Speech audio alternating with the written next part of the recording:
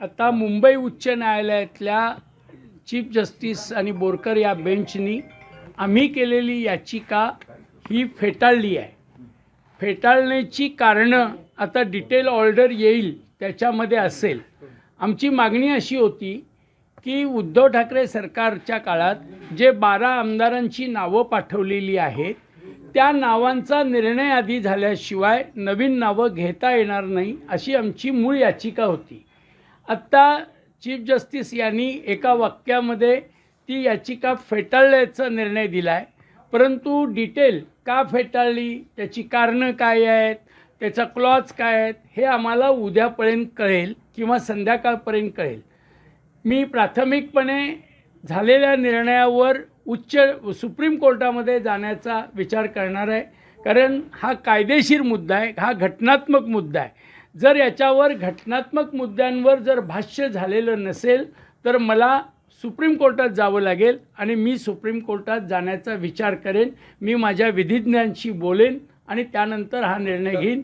आजच्या घडीला ही माझी याचिका फेटाळलेली आहे. सुनावणीनंतर वकिलांशी काही तुमचं बोलणं झालेलं आहे का? मी आता वकिलांशी इमिजिएटली बोललो. वकिलांनी असं सांगितलं की आपली याचिका फेटाळली आहे. कारणं काय आहेत किंवा त्याचं डिटेल जे काही ऑर्डर आहे ती ऑर्डर आज संध्याकाळपर्यंत आम्हाला मिळेल किंवा उद्या सकाळपर्यंत मिळेल.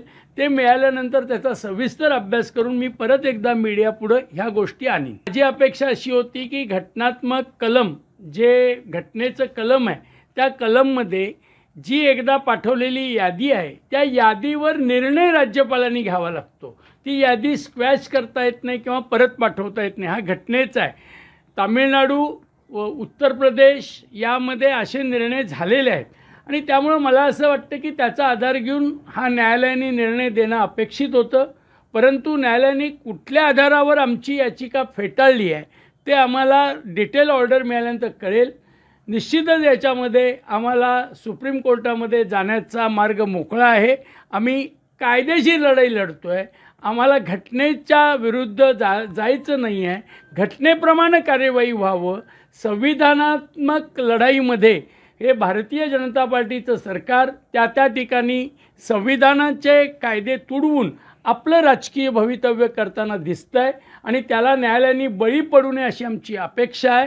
परंतु झालेल्या निर्णयाचं डिटेल बघितल्याशिवाय मी याच्यावर अधिक काही बोलणं हे संयुक्तिक होणार नाही. ची लढाई आम्ही सुरू ठेवणार आहोत. जोपर्यंत जे निर्णयाला आव्हान देण्याचे मार्ग असतील ते सगळे मार्ग आम्ही पळताळणार आहोत आणि कायदेशीर लढाई आमची सुरू राहील.